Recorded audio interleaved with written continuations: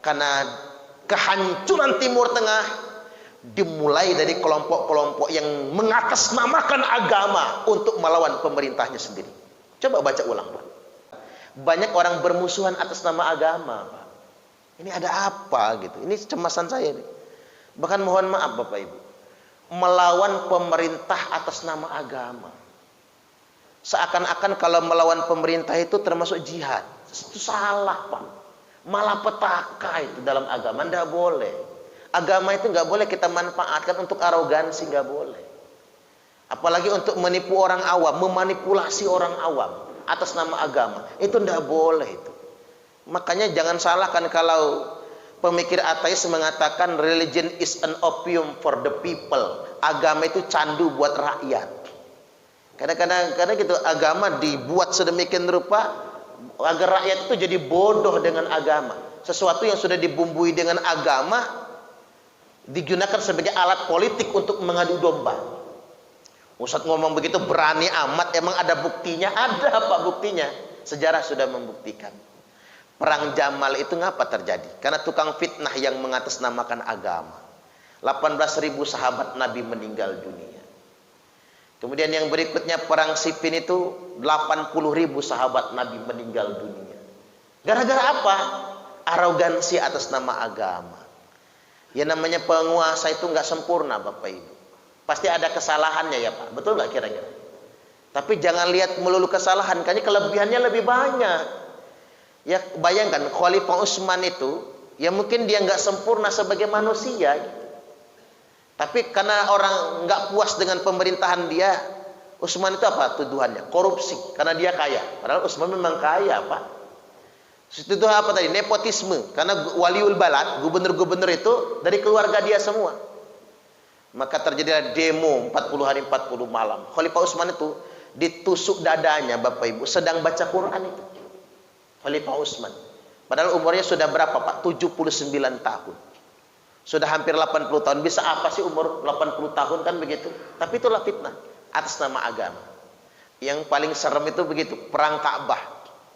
Perang Ka'bah itu Bapak Ibu, perang gubernur Mekah lawan Khalifah Malik bin Marwan bin Al-Hakam. Jadi Malik bin keturunan ya Muawiyah juga, Bani Umayyah itu. Jadi perangnya di Mekah. Khalifah lawan gubernurnya. Gara-gara isu agama juga. Tuh kalau bapak-bapak baca sejarahnya, Ka'bah itu rontok. Masjidil Haram terbakar. Perangnya dalam Masjidil Haram. Bayangkan seandainya itu terjadi di zaman sekarang. Dulu Abrahah saja mau merontokkan Ka'bah, datang pasukan burung ababil. Dikasih bom atom ya Pak, bom-bom dari neraka itu, batu-batu itu bom kali kan. Dikasih bom-bom tersebut Bapak Ibu, mati semua. Pas Abrahah sama pasukannya itu. Nah ini kejadian perang Ka'bah itu pakai batu lontar. Batu lontar itu begitu, apa bom lontar Pak. Perang Ka'bah itu bom lontar. Jadi pakai ketapel, istilah orang sekarang itu ketapel. Ketapel raksasa itu dilemparkan ke dalam Ka'bah.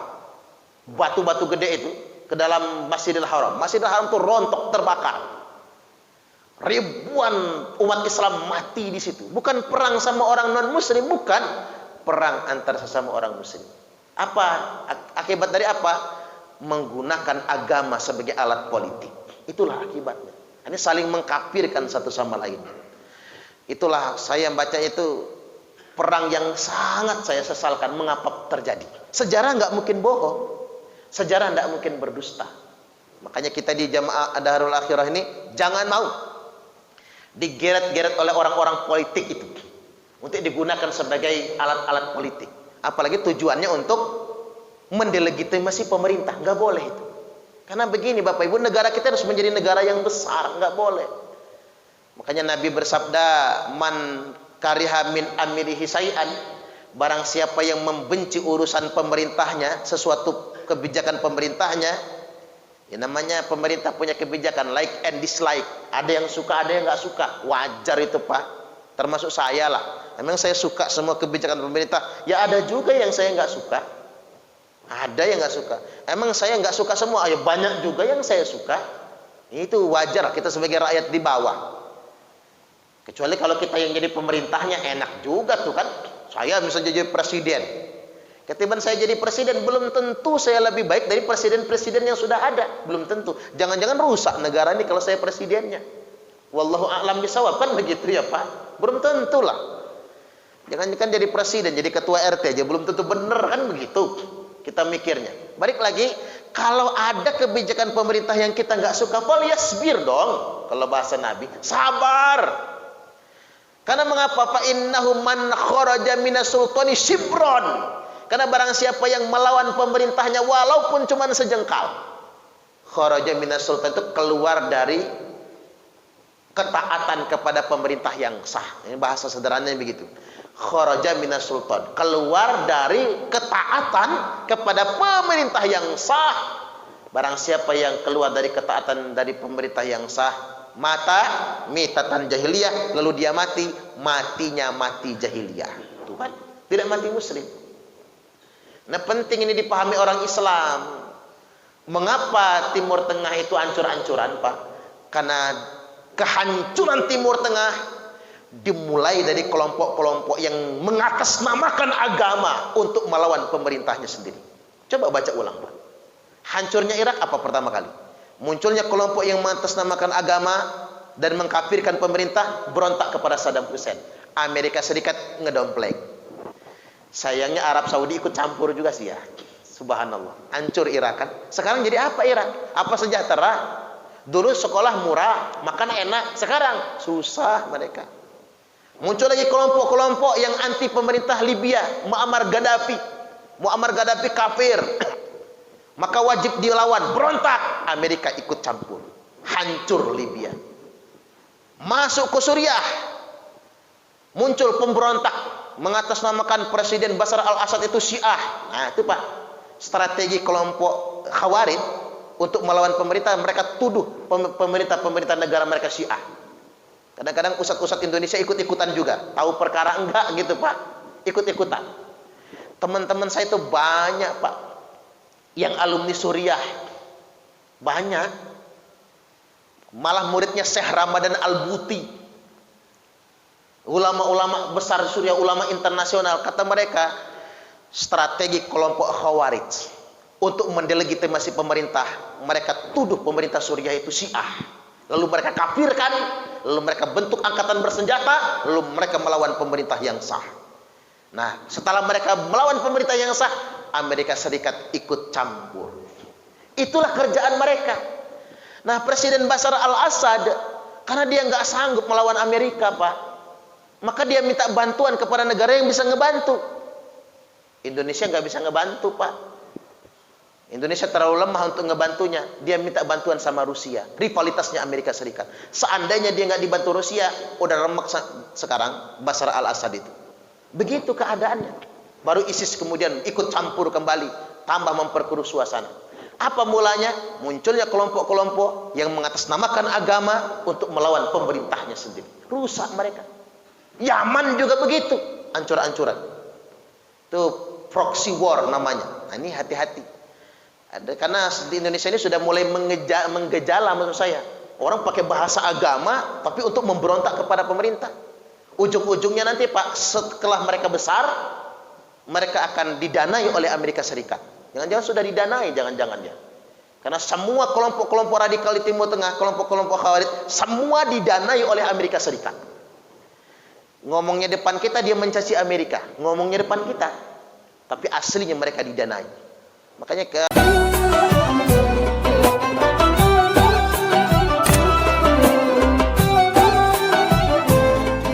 sekecil apapun amal, Bapak Ibu niatkan untuk mendapatkan ridho Allah. Nah, mudah-mudahan kita dengan sholat subuh ini, sama kajian subuh ini, Allah ridho dengan kita semua. Allahumma amin, amin ya rabbal alamin. Karena Nabi SAW telah menyampaikan, inna ahadakum la ya'malu bi'amali ahlil jannah hatta ma yakunu bainahu wa bainaha illa dhira' Sesungguhnya ada di antara kalian semua yang mengerjakan amalan ahli surga. Sepanjang hidupnya dia mengerjakan amalan ahli surga, sampai tidak ada jarak antara dirinya dengan surga kecuali tinggal sehasta. Sehasta itu sesiku. Fayasbiqu alaihil kitab fayamalu bi'amali ahlin nar fayadkhuluha. Tapi sayang, sejengkal lagi, sesaat lagi dia akan masuk surga. Ketetapan Allah mendahuluinya, dia malah mengerjakan amalan ahli neraka. Lalu dia mati, fayadkhuluha, lalu dia masuk neraka. Tuh kan Pak, ini bahasanya sepanjang hidupnya mengerjakan amalan ahli surga. Tidak ada jarak antara dirinya dengan surga kecuali tinggal sehasta. Tapi sayang, sebentar lagi dia mau masuk surga, dia kerjakan amalan ahli neraka, lalu dia mati masuk neraka. Tuh kan. Jadi memang kita ini mau nggak mau fokus saja ridho Allah Ta'ala, itu fokus ke sana. Wa inna ahadakum la ya'malu bi'amali ahlin nar. Dan sesungguhnya ada juga, kata Nabi, salah seorang di antara kalian yang sepanjang hidupnya mengerjakan amalan ahli neraka, hatta ma yakunu bainahu wa bainaha illa dhira', sampai tidak ada jarak antara dirinya dengan neraka kecuali tinggal sehasta. Fayasbiqu alaihil kitab, ketetapan Allah mendahulinya, fayamalu bi'amali ahlil jannah fayadkhuluha. Ketetapan Allah mendahului, sesaat lagi dia akan masuk neraka, dia kerjakan amalan ahli surga, lalu dia mati masuk surga. Jadi memang Pak, rahasia keselamatan itu Bapak Ibu misteri.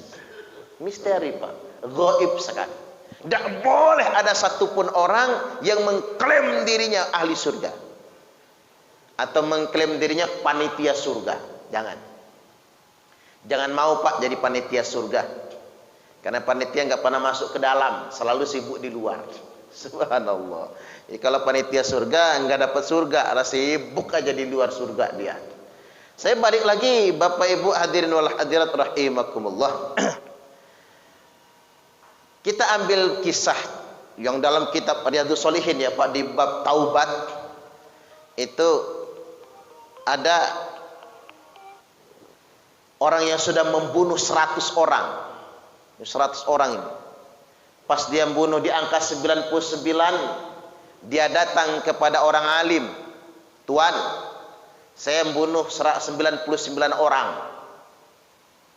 Kalau saya tobat, kira-kira tobat saya diterima enggak? Kata orang alim ini, kayaknya enggak dah kayaknya. Banyak betul yang lo bunuh tuh. Kamu bejat orangnya, kamu jahat. Kalau kamu mati, digoreng dalam neraka, ditaruh di keraknya neraka. Emang begitu Tuan, saya enggak akan diampuni dosa. Tidak. Pikir si preman, tanggung amat lah. Cukupin aja cepek sekalian. Ustadz ini dibunuhnya Pak pas 100. Ini kurang jahat apa nih orang? Suatu hari dia ingin bertobat lagi, datang ke orang alim lagi. Bahasa katanya, Ustadz, saya pengen tobat, tapi padahal saya sudah bunuh 100 orang. Malah yang ke 100 itu adalah Ustadz, orang alim yang saya bunuh. Kira-kira kalau saya tobat saya diterima tidak? Kata orang alim ini, tobatmu diterima. Asal kamu tidak lagi di sini, kamu hijrah. Tinggal di kota ini rusak bagimu, lingkunganmu nggak benar. Kamu harus hijrah menuju kota yang lebih baik. Dia pergi dalam perjalanan, belum nyampe tujuan Pak. Ibarat kata amal mah belum sholat lah, belum puasa. Amal mah belum, cuman komitmen ingin hijrah, ingin bertaubat. Tengah jalan mati. Malaikat rebutan, malaikat azab sama malaikat rahmat. Kata si azab, ini gua yang bawa. Orang ini seumur hidup kerjaannya maksiat, bunuh 100 orang, sholat enggak, puasa juga belum pernah. Kata malaikat rahmat, saya yang bawa. Karena dia sudah bertaubat kepada Allah Ta'ala. Walaupun belum sempat amal, tapi dia dalam komitmen bertaubat kepada Allah. Diutus oleh Allah malaikat Jibril. Damaikan dua malaikat itu. Kalau malaikat berantem kan gak enak, Pak. Dengar ceritanya. Manusia yang berantem, bukan malaikat. Didamaikan. Kata Jibril, gini aja. Kamu orang jangan berantem. Kita ukur. Kalau lebih dekat dengan kota asal, kota maksiat, maka dia dibawa malaikat azab. Berarti taubatnya tidak Allah terima. Tapi kalau lebih dekat dengan kota taubat, kota yang dia tuju, maka dia dibawa malaikat rahmat. Maka dia masuk surga. Begitu diukur ternyata sejengkal. Bedanya cuma sejengkal, Pak. Sejengkal lebih dekat dengan kota yang dia tuju. Berarti kata malaikat Jibril, taubatnya diterima, Allah ridho dan memberikan rahmat kepadanya. Artinya nggak bisa kita melihat nilai dari zahirnya, Pak. Itu ridho Allah, itu rahmat dari Allah Subhanahu wa Ta'ala. Ini yang sungguh luar biasa. Maka hidup kita ini nggak boleh merasa paling suci, nggak boleh merasa paling baik sendiri, nggak boleh. Apalagi arogansi. Arogansi itu begini. Orang harus sama dengan pendapat kita. Tidak boleh. Itu arogan namanya. Kita sudah menuhankan diri sendiri. Betapa banyak orang bicara Al-Quran tapi pakai hawa nafsu. Apa maksudnya? Penafsirannya terhadap Al-Quran harus sesuai dengan keinginan dia. Itu hawa nafsu namanya. Nggak boleh kita menafsirkan Al-Quran dengan hawa nafsu. Itu namanya sudah menuhankan diri sendiri. Karena mengapa penafsiran Al-Quran dia tafsirkan sendiri, lalu dia tanamkan sendiri dan beda sama dia, kafir. Tidak boleh yang sedemikian rupa. Tampaknya soleh, Pak, tapi itu namanya menuhankan diri sendiri. Tidak boleh. Karena penafsiran bagi dia, apalagi dia nafsirkan sembarangan, nggak pakai kaidah ilmu tafsir, nafsirin pakai hawa nafsu. Itu namanya menafsirkan Al-Quran dengan hawa nafsu. Tidak membaca kitab tafsir dan lain sebagainya. Balik lagi, ada kisah juga pezina. Seumur hidup kerjaannya berzina. Nah, ini kan disampaikan dalam hadis muttafaqun alaih semua kan. Hadis Sahih Bukhari Muslim semua. Hadis tentang yang bunuh 100 orang itu kan, kalau bukan dalam kitab hadis sahih itu kayaknya dongeng banget tuh kan. Yang dalam kitab hadis sahih kita sudah sangat sering mendengarnya juga, itu bukan dongeng. Ini memang betul-betul ketetapan dari Allah Subhanahu wa Ta'ala yang diinformasikan oleh Nabi kita. Ada pezina yang sudah berzina, kemudian satu hari dia kehausan, mampir di sebuah sumur. Di samping sumur ada anjing yang menggelepar-gelepar, kehausan. Nangis si pelacur ini, Pak. Ya Allah, anjing ini saja menggelepar-gelepar kehausan. Kasihan. Apalagi saya, ya Allah, yang kotor dan hina ini.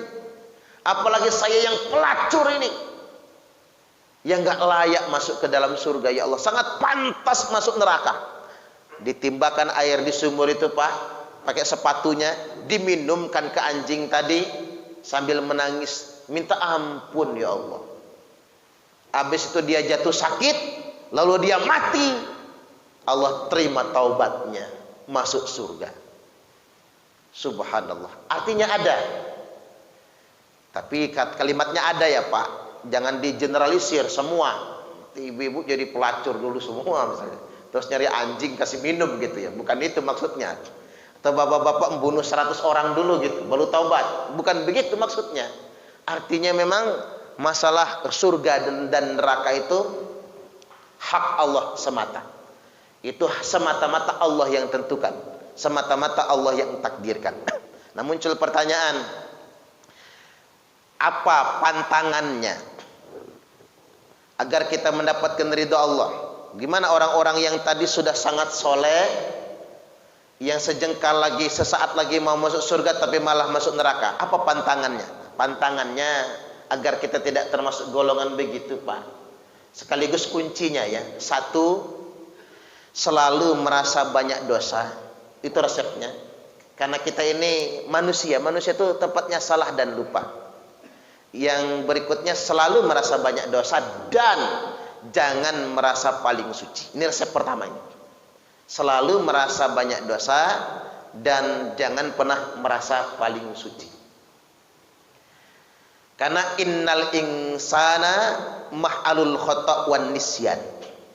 Manusia itu memang tempatnya salah, Bapak Ibu, tempatnya lupa. Jadi manusia tuh kalau nggak pernah salah, nggak pernah lupa, Allah matikan. Jadi aku nggak mau, kata Allah, kalau manusia nggak berbuat salah, nggak berbuat dosa, aku nggak mau.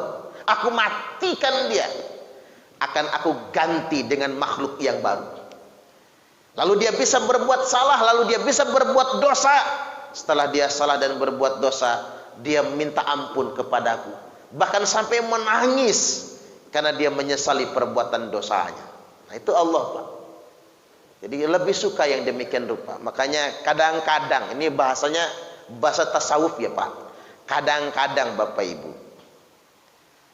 kita itu kalau masih berbuat dosa harus bersyukur Pak.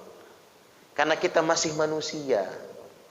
Karena dengan berbuat dosa, kita tidak akan pernah merasa paling suci. Ini bahasa tasawuf ini ya Pak. Bahasa tasawuf. Selama itu bukan dosa yang disengaja. Karena itu memang takdir manusia. Makanya salah juga manusia kalau berlebih-lebihan terhadap dosanya. Pagi, siang, malam nangis saja, nggak mau lagi keluar rumah. Ngapa Pak Haji nggak mau keluar rumah lagi? Terlalu banyak dosa. Begitu keluar rumah lihat cewek seksi nangis, masuk ke dalam lagi. Nggak mau keluar rumah. Uzlah akhirnya dia Pak. Nggak pas juga yang sedemikian rupa itu. Nah pantangannya itu merasa paling suci. Fala tuzakku anfusakum. Janganlah kalian merasa suci dengan diri kalian sendiri. Huwa a'lamu bimanittaqa.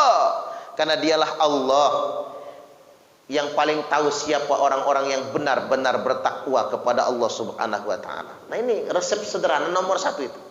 Selalulah merasa banyak dosa. Tapi ingat, segera bertobat kalau berbuat dosa.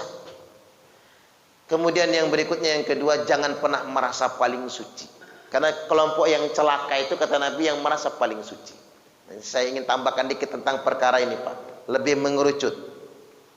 Karena kelompok inilah sebetulnya yang paling ditakuti oleh Nabi. Kelompok ini yang paling ditakuti oleh Nabi. Kata Nabi, yakhruju qaumun min ummati.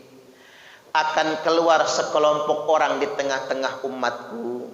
Yaqra'unal Qur'an. Mereka semua fasih-fasih membaca Al-Quran. Laisa qira'atukum ila qira'atihim bisai, di mana bacaan Al-Qur'an kalian tidak ada apa-apanya dibandingkan dengan bacaan mereka. Wala salatukum ila salatihim bisai, salat kalian tidak ada apa-apanya dibandingkan dengan salat mereka.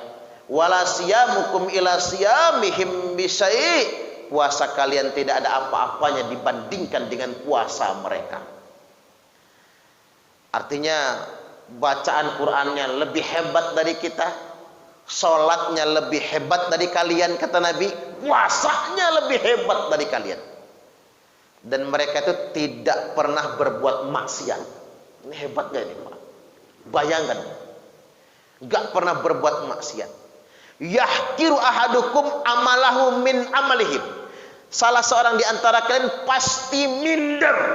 Tak ulang lagi, salah seorang di antara kalian pasti minder kalau membandingkan amalnya dengan amal mereka semua. Tuh Pak, pasti minder.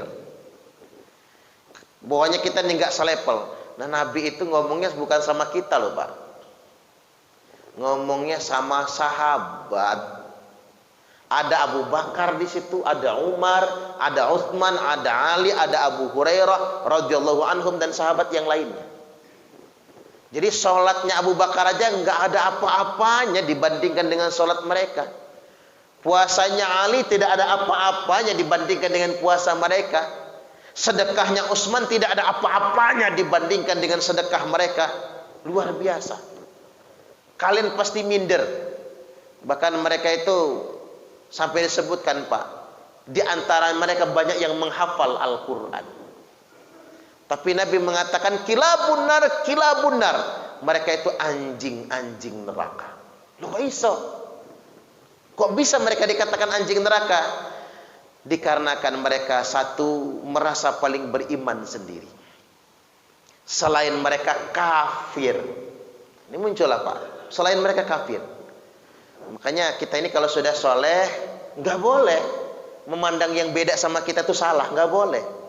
Atau lagi mengkafir-kafirkan orang yang nggak sependapat dengan dia, kafir. Nggak sama dengan keyakinan dia, kafir orang ini.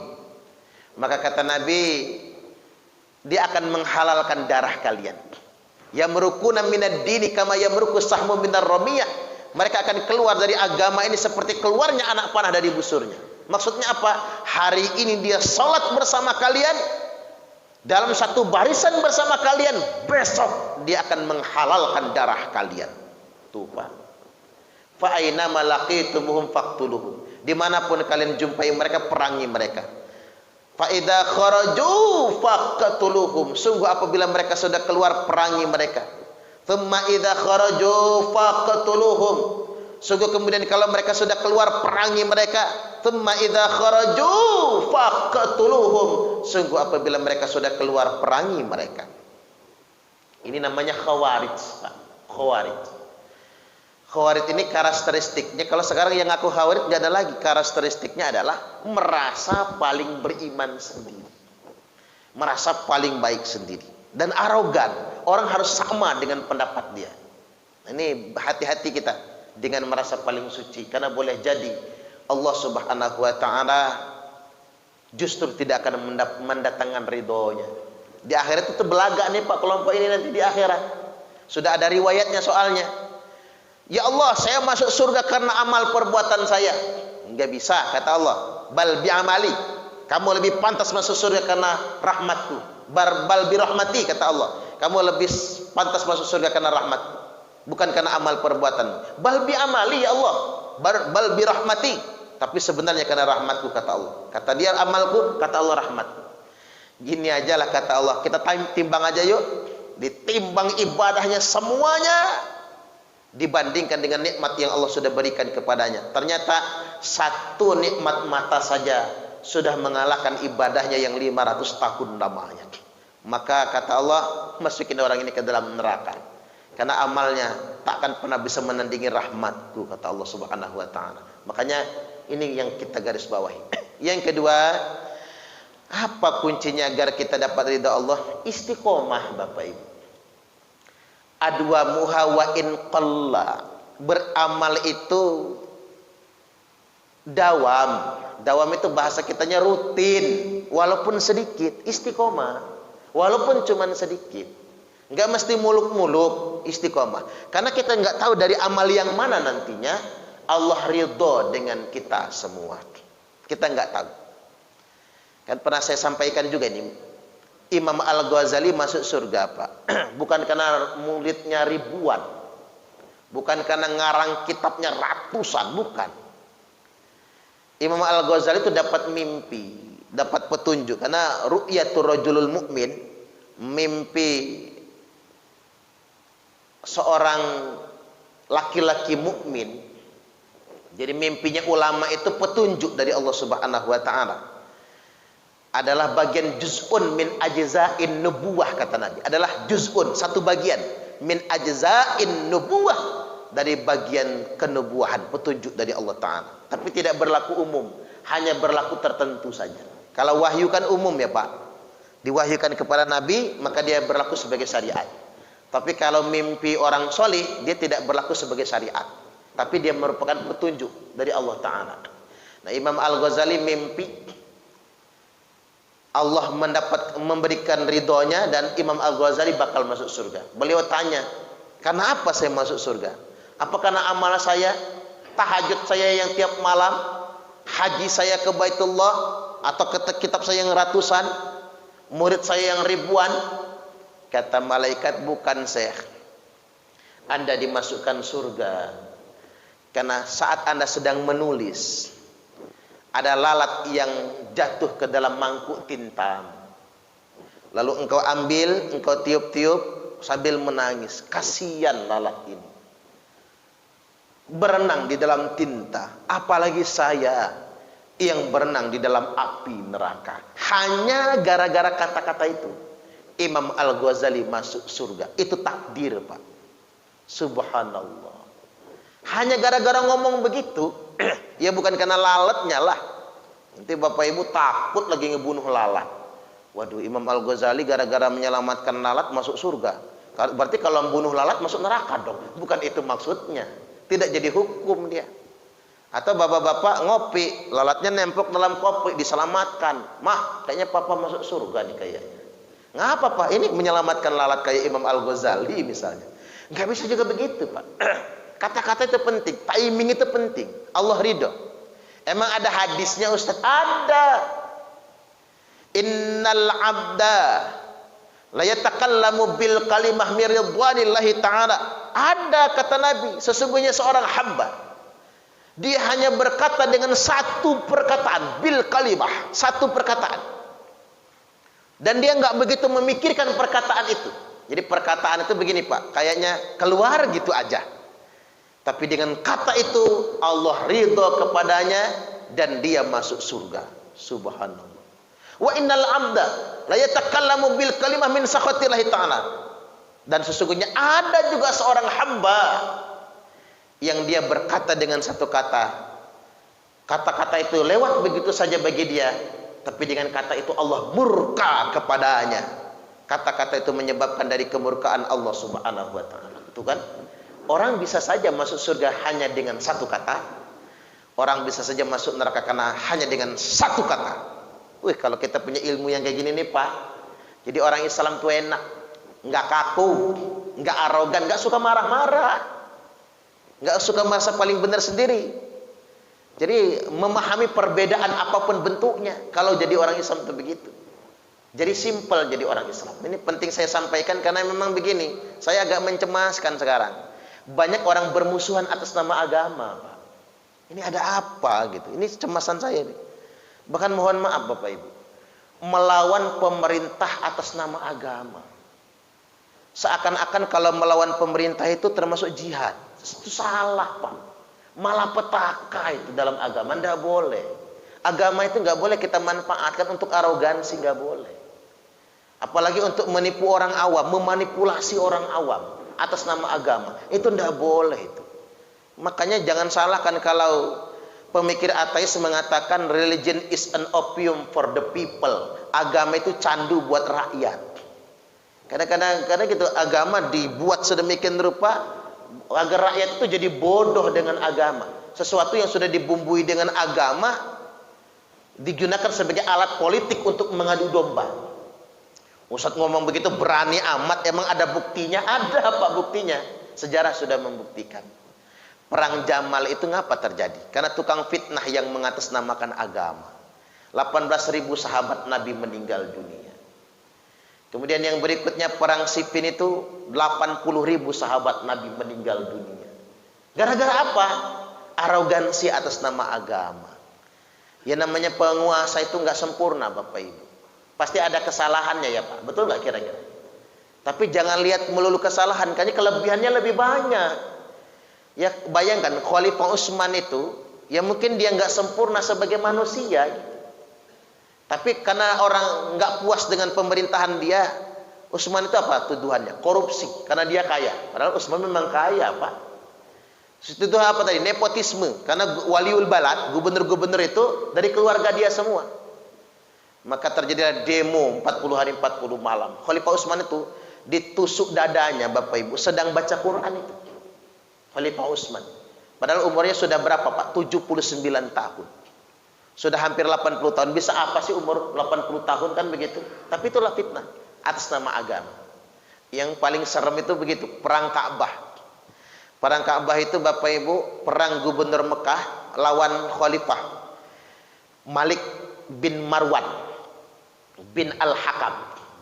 Jadi Malik bin keturunan ya Muawiyah juga, Bani Umayyah itu. Jadi perangnya di Mekah. Khalifah lawan gubernurnya. Gara-gara isu agama juga. Tuh kalau bapak-bapak baca sejarahnya, Ka'bah itu rontok. Masjidil Haram terbakar. Perangnya dalam Masjidil Haram. Bayangkan seandainya itu terjadi di zaman sekarang. Dulu Abrahah saja mau merontokkan Ka'bah, datang pasukan burung ababil, Dikasih bom atom ya Pak, bom-bom dari neraka itu, batu-batu itu bom kali kan. Dikasih bom-bom tersebut Bapak Ibu, mati semua. Pas Abraha sama pasukannya itu. Nah ini kejadian perang Ka'bah itu pakai batu lontar. Batu lontar itu begitu, apa bom lontar Pak. Perang Ka'bah itu bom lontar. Jadi pakai ketapel, istilah orang sekarang itu ketapel. Ketapel raksasa itu dilemparkan ke dalam Ka'bah. Batu-batu gede itu ke dalam Masjidil Haram. Masjidil Haram itu rontok, terbakar. Ribuan umat Islam mati di situ. Bukan perang sama orang non muslim, bukan. Perang antar sesama orang muslim. Apa akibat dari apa? Menggunakan agama sebagai alat politik. Itulah akibatnya. Ini saling mengkafirkan satu sama lain. Itulah saya baca itu perang yang sangat saya sesalkan. Mengapa terjadi? Sejarah nggak mungkin bohong. Sejarah nggak mungkin berdusta. Makanya kita di Jamaah Darul Akhirah ini jangan mau digeret-geret oleh orang-orang politik itu untuk digunakan sebagai alat-alat politik. Apalagi tujuannya untuk mendelegitimasi pemerintah. Nggak boleh itu. Karena begini Bapak Ibu, negara kita harus menjadi negara yang besar. Nggak boleh. Makanya Nabi bersabda, man kariha min amirihi syai'an, barang siapa yang membenci urusan pemerintahnya, sesuatu kebijakan pemerintahnya, ya namanya pemerintah punya kebijakan like and dislike. Ada yang suka, ada yang nggak suka. Wajar itu Pak. Termasuk saya lah. Emang saya suka semua kebijakan pemerintah? Ya ada juga yang saya nggak suka. Ada yang nggak suka. Emang saya nggak suka semua? Ya banyak juga yang saya suka. Itu wajar kita sebagai rakyat di bawah.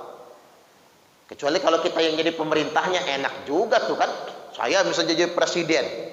Ketimbang saya jadi presiden, belum tentu saya lebih baik dari presiden-presiden yang sudah ada. Belum tentu. Jangan-jangan rusak negara ini kalau saya presidennya. Wallahu a'lam bishawab, kan begitu ya Pak. Belum tentulah.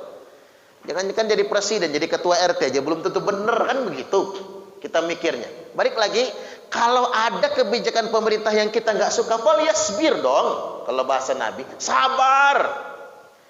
Karena mengapa? Fa innahu man kharaja minas sultani shibron. Karena barang siapa yang melawan pemerintahnya walaupun cuma sejengkal, kharaja minas sultan itu keluar dari ketaatan kepada pemerintah yang sah. Ini bahasa sederhananya begitu. Kharaja minas sultan, keluar dari ketaatan kepada pemerintah yang sah. Barang siapa yang keluar dari ketaatan dari pemerintah yang sah, mata mitatan jahiliyah, lalu dia mati, matinya mati jahiliyah. Tuhan, tidak mati muslim. Nah, penting ini dipahami orang Islam. Mengapa Timur Tengah itu ancur-ancuran, Pak? Karena kehancuran Timur Tengah dimulai dari kelompok-kelompok yang mengatasnamakan agama untuk melawan pemerintahnya sendiri. Coba baca ulang, Pak. Hancurnya Irak apa pertama kali? Munculnya kelompok yang mengatasnamakan agama dan mengkafirkan pemerintah, berontak kepada Saddam Hussein.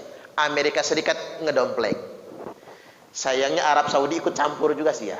Subhanallah. Hancur Irak kan. Sekarang jadi apa Irak? Apa sejahtera? Dulu sekolah murah, makan enak. Sekarang susah mereka. Muncul lagi kelompok-kelompok yang anti pemerintah Libya, Muammar Gaddafi. Muammar Gaddafi kafir. Maka wajib dilawan, berontak. Amerika ikut campur. Hancur Libya. Masuk ke Suriah. Muncul pemberontak mengatasnamakan Presiden Bashar al-Assad itu Syiah. Nah, itu Pak. Strategi kelompok Khawarij untuk melawan pemerintah, mereka tuduh pemerintah negara mereka Syiah. Kadang-kadang ustadz-ustadz Indonesia ikut-ikutan juga. Tahu perkara enggak gitu Pak. Ikut-ikutan. Teman-teman saya itu banyak Pak. Yang alumni Suriah. Banyak. Malah muridnya Syekh Ramadan Al-Buti.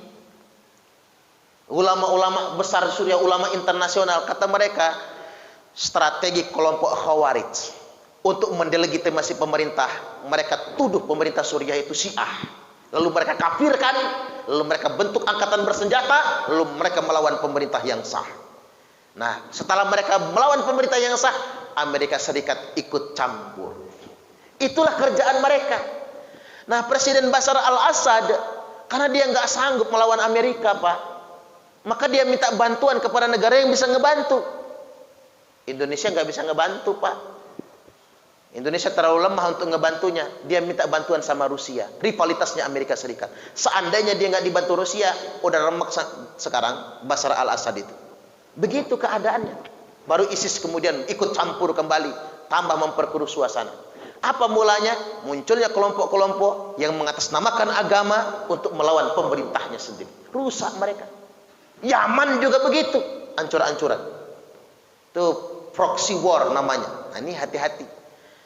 Karena di Indonesia ini sudah mulai menggejala maksud saya. Orang pakai bahasa agama tapi untuk memberontak kepada pemerintah. Ujung-ujungnya nanti, Pak, setelah mereka besar, mereka akan didanai oleh Amerika Serikat. Jangan-jangan sudah didanai, jangan-jangan ya. Karena semua kelompok-kelompok radikal di Timur Tengah, kelompok-kelompok Khawarij, semua didanai oleh Amerika Serikat. Ngomongnya depan kita dia mencaci Amerika, ngomongnya depan kita, tapi aslinya mereka didanai.